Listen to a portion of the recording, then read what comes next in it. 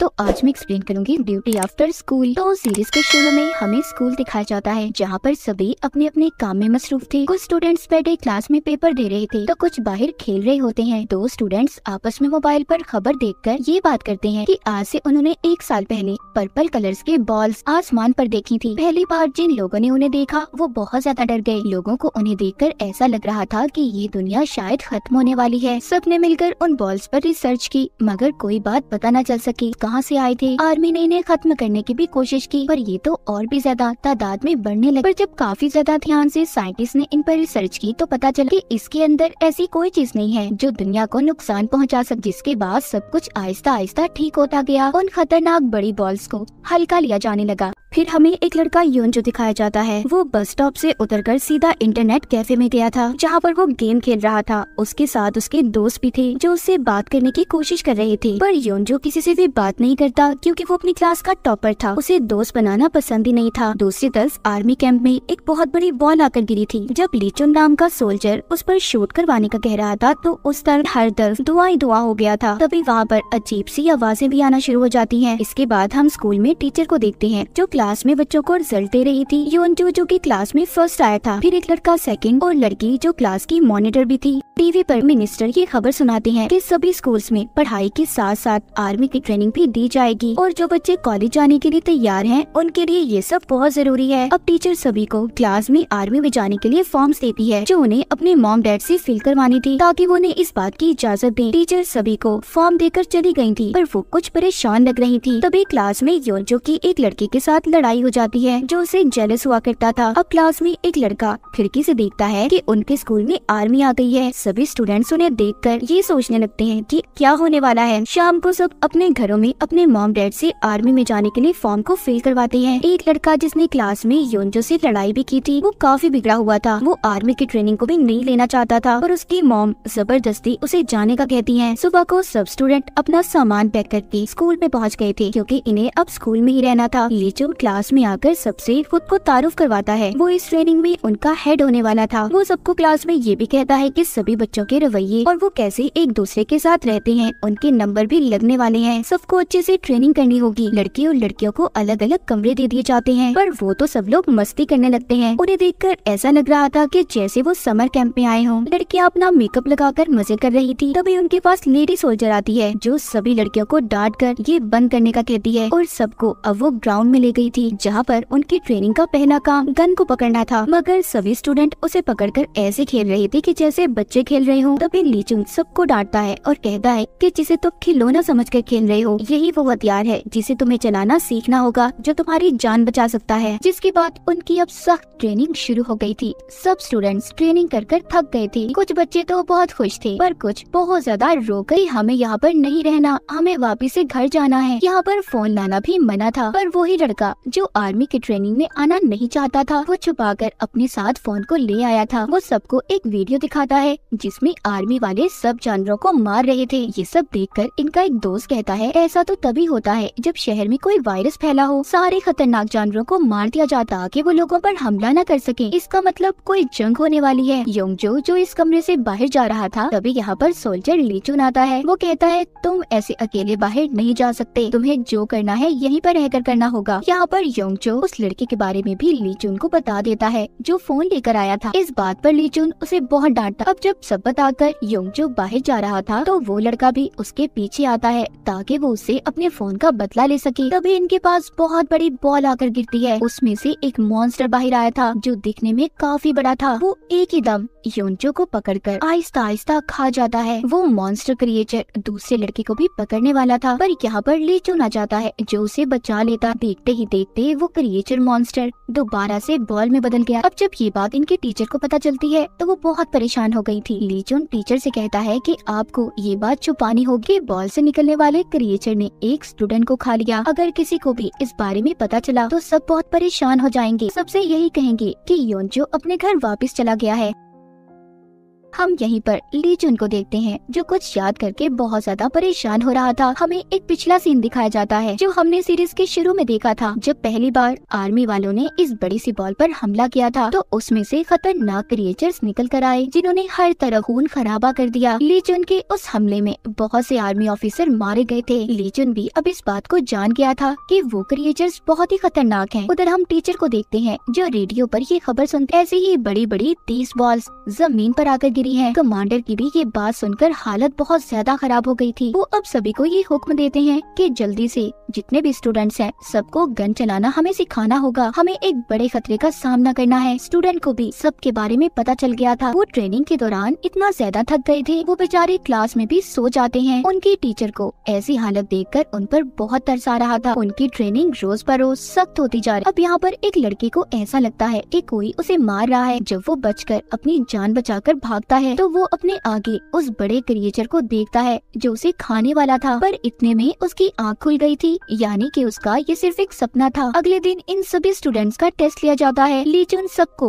Gun को assemble जोड़ने का कहता है। सभी स्टूडेंट्स बहुत अच्छे से इस टेस्ट को पास कर लेते हैं, पर एक लड़की यहाँ पर गन को जोड़ नहीं पा रही थी। सुबह से शाम हो जाती है पर वो नहीं कर पाती, इसीलिए सबके सब उसे यहाँ पर बहुत बुरा भला कहने लगे थे। पर यहाँ ली जुन सबसे कहता है कि तुम्हें ऐसा नहीं कहना चाहिए। जंग में हमेशा कोई अकेला नहीं लड़ता, ग्रुप्स में होते हैं सब, और तुम्हें हर अपने उस साथी का साथ देना होगा जो कमजोर हो। अगर ऐसा नहीं करोगे तो तुम सब मारे जाओगे। इसके बाद सब लोग खाना खाने चले जाते हैं। एक लड़का उस लड़की के बारे में ये कहता है कि हमें उसे सिखाना होगा जो वो बेचारी नहीं कर पा रही। उधर दूसरी तरफ वो बॉल्स जिसमें से क्रिएचर ने निकलकर योंजो को खा लिया था, उसके इर्द गिर्द एक बाउंड्री दीवार बना दी जाती है ताकि अब अगर दोबारा वो एलियन क्रिएचर उसमें से निकले तो किसी को भी नुकसान न पहुंचा सके। इसके बाद आर्मी वाले सभी स्टूडेंट्स को गन चलाने के लिए शूटिंग वाली जगह पर ले जा रहे थे। जब सभी शहर में से गुजरते हैं तो देखते हैं कि सारा शहर वीरान था। उन्हें कोई भी नजर नहीं आ रहा था क्योंकि आर्मी वालों ने सभी लोगों को एक महफूज जगह पर भेज दिया था। वो रास्ते में एक बहुत बड़े गड्ढे को देखते हैं जिसमें वही बड़ी पर्पल बॉल आकर गिरी थी। जब ये लोग अब वापस आ रहे थे तो ली जुन रास्ते में सभी चीजों को बिखरा हुआ देखता है। उसे खतरा नजर आ रहा था। वो सभी स्टूडेंट को कहता है कि कोई भी यहाँ से नहीं हिलेगा। वो अपने साथी सोल्जर्स को लेकर चेक करने के लिए चला जाता। अब क्योंकि ली जुन स्टूडेंट के पास नहीं था, इस बात का फायदा उठाकर दो लड़के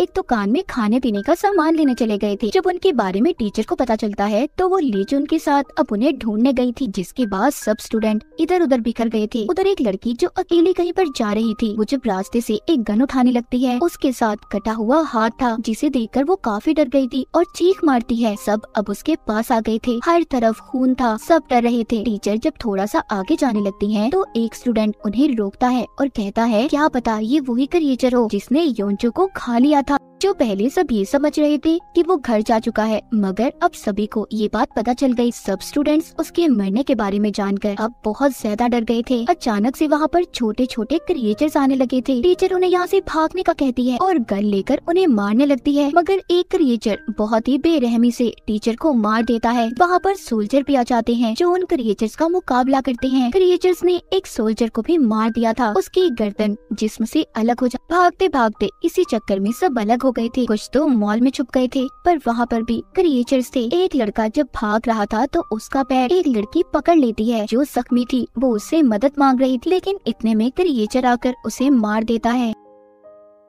आगे वो लड़की दिखाई जाती है जिससे गन को जोड़ा नहीं जा रहा था। वो भागते भागते मॉल में आ गए और सही वक्त पर दरवाजों को बंद कर लेती है, जिससे उसकी जान उन क्रिएचर से बच गई थी। आगे तीन लड़कियां जो अपनी जान बचाती भाग रही थी, उनमें से एक को क्रिएचर ने पकड़ लिया। तभी लेडी सोल्जर आकर उसकी जान तो बचा लेती है, पर क्रिएचर ने उस लेडी सोल्जर को बुरी तरह मार दिया था। ये देखकर वो लड़की बहुत ज्यादा डर गई थी और खुद को गाड़ी में जाकर बंद कर लेती है। जब उसकी दोस्तें उसके पास आती है और गाड़ी का दरवाजा खोलने का कहती हैं, पर वो इतनी ज्यादा डर चुकी थी वो दरवाजा भी नहीं खोलती। अब उसकी बाकी की दोस्तें अपनी जान बचाने के लिए फोन बूथ में जाकर खुद को बंद कर लेती। क्रिएचर्स वहाँ पर भी आ गई थी जो जोर जोर से शीशे को तोड़ने की कोशिश कर रहे थे। उन लड़कियों से गलती से सायरन बजाता है, जिसकी आवाज से अब और भी ज्यादा क्रिएचर्स उनकी तरफ आने लगे। उधर दूसरी तरफ एक बिल्डिंग में कुछ स्टूडेंट छुपे हुए थे, उनके पास भी कुछ स्टूडेंट आते हैं। ये सब मिलकर अब फैसला करते हैं कि ये अपने बाकी के दोस्तों को मिलकर ढूंढेंगे। उधर दूसरी तरफ वो दो लड़के जो खाने पीने की चीजें लेने गए थे वो अपनी मस्ती में बैठे खाना खा रहे थे। उन्हें बाहर के हालात का कुछ अंदाजा ही नहीं था। अब जब वो गन की आवाज सुनते हैं तो बाहर जाने लगते हैं। उनके रास्ते में एक क्रिएचर आ गया था। पहले तो वो क्रिएचर उन्हें बहुत ही प्यारा लगा था, वो उसके साथ खेलने लगते हैं, मगर अचानक से वो क्रिएचर उन पर हमला कर देता है।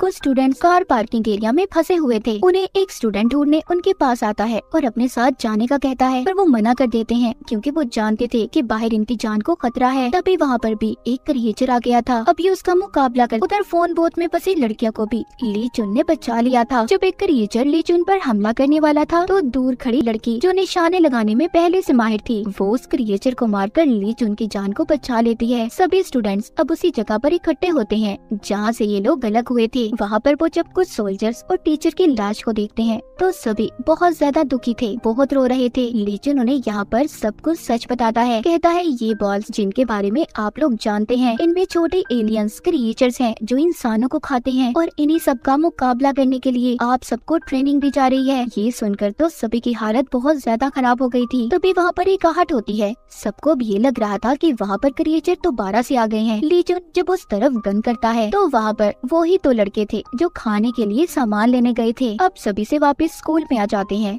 जहाँ पर बाकी के स्टूडेंट्स ट्रेनिंग कर रहे थे। वो इनकी ऐसी हालत देखकर हैरान होते हैं। वो जानते ही नहीं थे कि इनके साथ हुआ क्या था। हमें यहाँ पर ली चुन का एक फ्लैशबैक दिखाया जाता है, एक पुराना सीन जहाँ पर उसके सीनियर ने उससे ये कहा था कि एक बॉल में इतने क्रिएचर्स थे कि उन्होंने हमारी आधी आर्मी को खत्म कर दिया। तो सोचो अगर एक साथ उन बॉल्स का हमला हम पर हुआ तो क्या होगा, क्या करेंगे हम। इसीलिए हमें स्कूल में पढ़ने वाले बच्चों को भी ट्रेनिंग देनी होगी। तब भी ली चुन ने इस बात से इनकार किया था क्योंकि वो मासूम बच्चों की जान को खतरे में नहीं डाल सकता था। मगर अब इनके पास कोई और रास्ता भी नहीं था। दोबारा हम प्रेजेंट मौजूदा सीन को देखते हैं जहाँ पर अब सब स्टूडेंट्स बहुत परेशान थे। वो जान चुके थे कि उनकी जान खतरे में है। सब अपने घर जाना चाहते थे। वहाँ पर ली चुन आता है जो सबको ये कहता है कि सारा शहर खाली है और आप लोगों के मॉम डैड को एक महफूज जगह पर भेज दिया गया है और हम तो ये भी नहीं जानते कि शहर में बॉल्स कहाँ कहाँ पर गिरी हुई हैं। इसलिए बाहर जाने से अच्छा आप लोग यहीं पर महफूज हो। उधर आर्मी लैब में दिखाया जाता है छोटे क्रिएचर पर टेस्ट हो रहे थे जिनमें उन्हें पता चल गया था कि छोटे क्रिएचर को सिर्फ यूरेनियम गन से ही मारा जा सकता है और बड़ों पर तो वो भी असर नहीं करेगी। रात को सब स्टूडेंट मिलकर ये फैसला करते हैं कि वो यहाँ से भाग जाएंगे। वो बाहर जाकर अपने मॉम डैड को ढूंढेंगे, मगर जाते हुए एक लड़के से शोर हो जाता है जिसका पता ली चुन को चल गया था। वो सजा के तौर पर सबको मुर्गा बना देता है। इसके बाद भी स्टूडेंट बाज नहीं आए थे। वो स्कूल में इस खबर को फैला देते हैं कि हमारी जान खतरे में है, हम मरने वाले हैं। इसीलिए सभी स्टूडेंट स्कूल से बाहर आ गए थे और यहाँ से जाने का कह रहे थे। सब सोल्जर्स उन्हें रोकने की कोशिश करते हैं और उन्हें अंदर जाने का कहते हैं क्योंकि उनकी जान को खतरा था। मगर अचानक से एक बहुत बड़ी बॉल वहाँ पर आकर गिरी थी जिसमें छोटे क्रिएचर्स थे जो सब पर हमला कर देते हैं। वो बहुत ही बेरहमी से सभी को मार रहे थे। सोल्जर्स स्टूडेंट को अंदर जाने का कहते हैं, लेकिन इससे पहले वो अंदर जाते क्रिएचर ने बहुत से बच्चों को मार दिया था। जिनके पास गन्स थी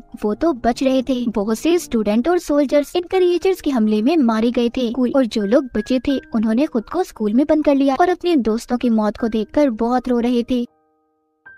यहाँ पर भी ये महफूज नहीं थे। वहाँ पर भी और भी क्रिएचर्स आने लगे थे। ली चुन बचे हुए स्टूडेंट को ट्रक में बिठाकर यहाँ से ले जाने वाला था। जब सभी स्टूडेंट ट्रक में बैठ रहे थे तो एक लड़की का पाँव फिसल जाता है, वो नीचे गिर गई थी। तभी क्रिएचर आकर उसे बहुत ही बेरहमी से मार देता है। सब उसकी ऐसी मौत को देखकर बहुत दुखी थे। ली चुन ट्रक को रोकता है पर उसका सीनियर उसे आगे चलने का कहता क्योंकि वो बाकी बचे लोगों की जान को खतरे में नहीं डालना चाहते थे। शहर को दिखाया जाता है जहाँ पर हर तरफ आग थी। शहर पूरी तरह तबाह हो चुका था। अब स्कूल से 2 ट्रक निकले थे। एक तो ली चुन जिसने स्टूडेंट्स को महफूज जगह पर पहुंचा दिया था। वो उन्हें दूसरी आर्मी कैंप में ले आया था। जब वो वहाँ पर पहुँचते हैं तो उन्हें अपने बाकी के दोस्त नजर नहीं आ रहे थे जो दूसरे ट्रक में थे। इसके बाद हमें दूसरा ट्रक दिखाया जाता है जिसके ड्राइवर को क्रिएचर ने मार दिया था और उनका ट्रक भी उलट चुका। उनकी एक दोस्त भी बहुत ज्यादा जख्मी थी। जिसके बाद सब स्टूडेंट जब नक्शा देखते हैं जहाँ पर उन्हें लेकर जाया जा रहा था वो जगह कितनी दूर है, मगर नक्शे के मुताबिक वो जगह जगह बहुत दूर थी। ये अब पैदल चलकर भी सफर नहीं कर सकते थे। अब क्योंकि इनकी एक दोस्त भी जख्मी थी, वो यहीं पर रहने का फैसला करते हैं क्योंकि यहाँ पर उन्हें क्रिएचर का खतरा कम लग रहा था। उधर आर्मी कैंप में दूसरे स्टूडेंट जो अपने दोस्तों के लिए परेशान थे, वो ली जुन के पास आते हैं और उन्हें ढूंढने का कहते हैं। उधर वो स्टूडेंट जिनका ट्रक उल्ट गया था, उन्हें रात गुजारने के लिए एक घर नजर आता है। सभी वहाँ पर जाने का फैसला करते हैं, पर वो जाने से पहले रोड पर एक तीर का निशान बना देते हैं ताकि जब कोई भी उन्हें ढूंढने आए तो आसानी से उन्हें ढूंढ सके। कैंप में ली जुन अपने सीनियर के पास बच्चों को बचाने की बात करता है तो वो मना कर देते हैं, कहते हैं कि अभी ये काम जरूरी नहीं। जिस बात पर ली जुन को बहुत गुस्सा आ गया था, वो अब अपने कमांडर के पास जाता है और सारी बात बता देता है कि सीनियर चाहते हैं कि हम यहीं पर रहें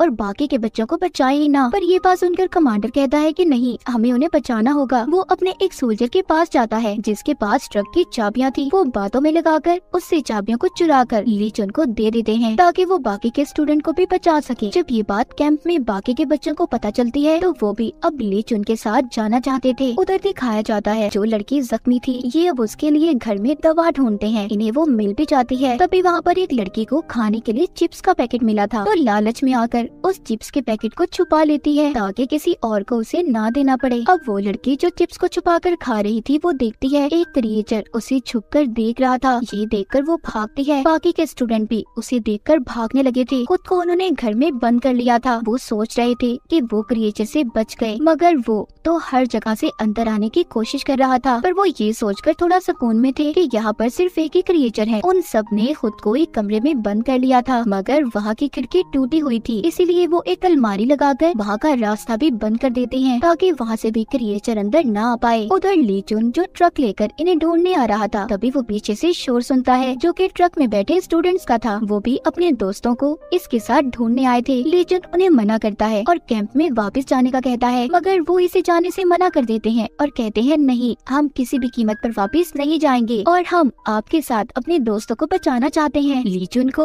उनकी ऐसी हिम्मत देखकर खुशी हो रही थी। उधर दूसरी तरफ घर में फंसे हुए स्टूडेंट, उनका एक दोस्त गैराज में जाता है जहाँ पर वो गाड़ी को देखता है और आकर उन्हें बताता है कि हम यहाँ से जा सकते हैं, मगर वो ये भी जानते थे कि घर में कहीं ना कहीं क्रिएचर छुपा हुआ है। अगर ये थोड़ा सा भी शोर करेंगे तो वो एलियन क्रिएचर इन्हें मार देगा। अब इनका एक दोस्त चुपके से जाकर गैराज से एक रेंच को लेकर आता है ताकि ये इस कमरे की खिड़की को खोलकर बाहर आ सके। ये घर में एक कमरे में मूवी को चला देते हैं और वो इस शोर से यहाँ पर आ जाए। एक किस्म का वो क्रिएचर का ध्यान भटका रहे थे। अब वो जल्दी से खिड़की को खोलकर निकल जाते हैं, पर वो क्रिएचर बहुत ही चालाक था, उसे पता चल गया था, इसीलिए वो इनका पीछा करता है। अब ये इस बात को भी जानते थे कि सब के सब यहाँ से बचकर नहीं जा सकते, किसी एक को यहीं पर रहकर कुर्बानी देनी होगी। यहाँ पर जख्मी लड़की को वो छोड़ने की बात करते हैं, मगर वो बेचारी नहीं रुकना चाहती थी, इसीलिए अब ये यहाँ पर एक गेम खेलते हैं कि जिसके हाथ में सबसे छोटी स्टिक आएगी वो यहीं पर रहकर क्रिएचर का मुकाबला करेगा और बाकी के लोग चले जाएंगे। अब एक लड़के के हाथ में छोटी स्टिक आती है जिसको वो दिखाते हुए डर रहा था, क्योंकि उसे डर था कि अगर उसने ऐसा किया तो ये सब उसे यहीं पर छोड़कर चले जाएंगे। ये देख दूसरा लड़का अपनी स्टिक को तोड़ देता है और सबसे ये कहता है कि मैं यहीं पर रुकूंगा, तुम लोग जाओ यहाँ से। सबको उसके लिए बुरा तो लग रहा था, पर फिर भी सब चले जाते हैं। अब एलियन उस लड़के के पीछे था और वो अपनी जान बचाता भाग रहा था। जब वो लड़का उस क्रिएचर से बचकर भाग रहा था तो यहाँ पर वो ही लड़का आ जाता है जिसकी इसने मदद की थी। उसने क्रिएचर को आकर फ्रीज कर दिया था क्योंकि वो जानता था कि क्रिएचर को फ्रीज किया जा सकता है। और ये दोनों वही लड़के थे जो मार्केट में खाने के सामान को ढूंढने गए थे। उधर ली जुन भी स्टूडेंट के साथ उस जगह पर पहुंच जाता है जहाँ पर इन्होंने तीर के निशान को बनाया था। वो समझ गए थे कि सब यहीं पर कहीं न कहीं मौजूद हैं। उधर वो दोनों लड़के जब खुशी खुशी आ रहे थे तो पीछे से क्रिएचर दोबारा से ठीक होकर इन पर हमला करने लगता है, मगर वहाँ पर ली जुन आ गया था और आकर उन्हें पहचान लेता है। वो लड़की जिसका निशाना बहुत अच्छा था, उसने उस क्रिएचर को अपनी गन से मार दिया था। सभी एक दूसरे से मिलकर बहुत खुश थे। ली जुन सबको आर्मी कैंप में वापस ले आया था जहाँ पर कमांडर इन्हें देखकर बहुत खुश होते हैं। सीनियर भी ली जुन को बहुत डांटते हैं क्योंकि वो इनकी इजाजत के बगैर बच्चों को बचाने गया था। अब खैर वो सभी सही सलामत वापस आ गए थे, तो इसीलिए ली जुन को भी कुछ नहीं कहा जाता। सीनियर जानते थे कि वो उनका एक बहादुर सिपाही है। सभी स्टूडेंट को आहिस्ता आहिस्ता ये माहौल अच्छा लगने लगा था। सब एक दूसरे के साथ बहुत खुश थे। आर्मी के ड्रेस में तो वो बहुत ही अच्छे लग रहे थे। इसके बाद हमें आर्मी की मीटिंग दिखाई जाती है, जिसमें बताया जा रहा था कि जमीन पर बहुत सी बॉल्स आ गई हैं, जिनमें लातादाद क्रिएचर्स हैं। हमें उनका मुकाबला करना होगा। आधे क्रिएचर्स को तो हमारी आर्मी ने खत्म कर दिया है, पर इस जंग में हमारी आर्मी के बहुत से सोल्जर्स भी मारे गए हैं। इसीलिए ली चुन को उसके सीनियर ये ऑर्डर देते हैं कि तुम्हें अब स्कूल के सभी स्टूडेंट्स को लेकर उन क्रिएचर्स वाली जगह पर जाकर उनका मुकाबला करना होगा। जब ये बात सबको पता चलती है कि उन्हें अब जंग में जाना है, तो सब डर गए थे। रात को बेचारे न खाना खा रहे थे और न ही ठीक से सो पा रहे थे। वो यहीं पर अपनी पुरानी जिंदगी को याद करते हैं कि वो कितनी अच्छी तरह से अपनी जिंदगी को गुजारा करते थे, बस पढ़ना, सोना, खाना पीना। मगर अब उनकी जिंदगी बदल चुकी थी। तभी उनके पास ली चुन और कमांडर आता है। सब समझ रहे थे कि ली चुन यहाँ पर उन्हें डांटने आया है, पर ऐसा नहीं था। वो तो इनके लिए मजे मजे के खाने बनाकर लाया था, क्योंकि वो जानते थे कि परेशानी में किसी ने भी सही तरह से खाना नहीं खाया। सबका मूड अच्छा हो गया था, सभी मस्ती मजाक कर रहे थे। ली चुन यहाँ पर सबसे कहता है कि मैं नहीं जानता कि ये क्रिएचर्स की जंग कब तक चलेगी, मगर हाँ, मैं वादा करता हूँ कि आखिरी दम तक तुम लोगों का साथ नहीं छोड़ूंगा। ये सुनकर सभी इमोशनल हो गए थे। सुबह को जाने के लिए सब लोग तैयार थे। ली चुन सब स्टूडेंट को एक मशीन देता है, जिसके बारे में बताता है कि ये तुम्हें क्रिएचर्स के बारे में बताएगी कि वो तुमसे कितना दूर है। जब ये शहर में पहुँचते हैं तो रास्ते में बहुत सी टूटी फूटी गाड़ियों को देखते हैं। वहाँ पर इन्हें एक फ्रिज भी मिला था, जिसमें से ये कोल्ड ड्रिंक्स को निकाल कर पीने लगे थे। तभी ये अपने इर्द गिर्द कुछ महसूस करते हैं। इनकी मशीन भी आवाज देने लगी थी। इनमें से एक स्टूडेंट वहाँ पर पड़ी हुई गाड़ी खिलौने को दरमियान में फेंकता है, जिसकी जोरदार आवाज से क्रिएचर्स वहाँ पर आने लगते हैं और ये सब उन्हें शूट कर मार देते हैं। मगर कुछ क्रिएचर्स घरों में जाकर छुप गए थे। ये अब उन घरों में जाकर क्रिएचर्स को ढूंढकर उन्हें मारने का फैसला करते हैं। जब ये घरों में जाकर क्रिएचर्स को ढूंढ रहे थे, तो वहीं पर इन्हें एक लेडी सोल्जर मिलती है, जिसकी हालत बहुत खराब थी। वो जाने कब से वहाँ पर छुपी हुई थी। ये सब उसे बचाकर बाहर ले आए थे। उधर ली चुन को भी कुछ सोल्जर्स मिले थे, वो भी उन्हें बचाकर ले आता है। जिसके बाद सब स्टूडेंट उस लड़की के मरे हुए साथियों की लाशों को जमा करते हैं और ये सोच रहे थे कि अगर इनका ये हाल हो सकता है तो हम लोगों का क्या हाल होगा, हम इस जंग में बच पाएंगे भी या नहीं। जब सभी बैठकर खाना खा रहे थे, तो वो लड़की उठकर गन उठाकर अपनी जान लेने की कोशिश करती है। तभी उसके पास एक लड़की आकर उसे रोकती है, मगर वो लड़की बहुत रो रही थी और कहती है, मेरी वजह से मेरे साथियों की जान चली गई। वो मुझसे मदद मांग रहे थे, पर मैं अपनी जान बचाकर भाग गई और हमारा लीडर हमें छोड़कर चला गया। वो लड़की जो उसे रोक रही थी कहती है, अगर तुम्हारी जगह मैं होती तो शायद मैं भी यही करती। तभी वहाँ पर ली चुन आता है। उस लड़की को इतना गुस्सा आ रहा था, वो अब उस पर गन कर लेती है और कहती है कि तुम भी ऐसी हो, है ना? तुम भी हर लीडर की तरह इन्हें बीच रास्ते में छोड़कर चले जाओगी, क्योंकि हर लीडर ऐसा ही तो करता है। और ये कहकर वो लड़की गोली चला देती है। तभी वहाँ पर कमांडर ली चुन के आगे आ जाता है और गोली कमांडर को लग गई थी, मगर उनकी जान को भी कोई खतरा नहीं हुआ था। गोली सिर्फ उनके कंधे पर लगी थी। अब ली चुन कमांडर से मिलने जाता है। कमांडर कहता है कि इसमें उस लड़की की भी कोई गलती नहीं है, उसका ये हाल सिर्फ उसके लीडर की वजह से हुआ है। जिसके बाद ली चुन अब सभी स्टूडेंट के पास जाता है और उन्हें वापस से कैंप में जाने का कह रहा था। वो कहता है कि मेरी पहली जिम्मेदारी आप सब लोगों की जान को बचाना है, क्योंकि मैं नहीं चाहता कि मेरी वजह से आप लोगों की जान खतरे में हो और कोई भी ये समझे कि लीडर उन्हें अकेला छोड़कर चला गया। मगर सब स्टूडेंट ये भी जानते थे कि अगर वो इस मिशन को छोड़कर वापस चले गए और क्रिएचर्स को उन्होंने ना मारा, तो सीनियर की तरफ से ली चुन को बहुत ही बुरी सजा दी जाएगी। यहीं पर एक लड़की जो कि ली चुन को पसंद करने लगी थी, वो उसे अपने दिल की बात बताने वाली थी, पर शर्म की मारी नहीं बता पाती। जब वापिस से वो अपने कमरे में जाती है, तो वहाँ पर सभी लड़कियाँ उससे पूछ रही थी, मगर वो लड़की सबको यही कहती है कि जब हम वापिस आर्मी कैंप में जाएंगे तो शायद मैं उसे वहाँ पर सब कुछ बता दूंगी। उधर छत पर वो ही लड़की जिसका निशाना बहुत अच्छा था, वहाँ पर क्रिएचर्स को आते हुए देखती है और आकर सबको बताती है कि अगला निशाना उन क्रिएचर्स का हमारी ये बेस है। अब यहाँ पर ये सभी फैसला करते हैं कि इन्हें वापस जाकर और ज्यादा फौज को लाना होगा, ताकि ये उन क्रिएचर्स का मुकाबला कर सकें। पर कुछ स्टूडेंट यहाँ पर ये कहते हैं कि अगर हम वापस गए तो बहुत ज्यादा देर हो जाएगी। ये सुनकर ली चुन और कमांडर उनकी बातें बहुत खुश हो रहे थे। उन्हें लग ही नहीं रहा था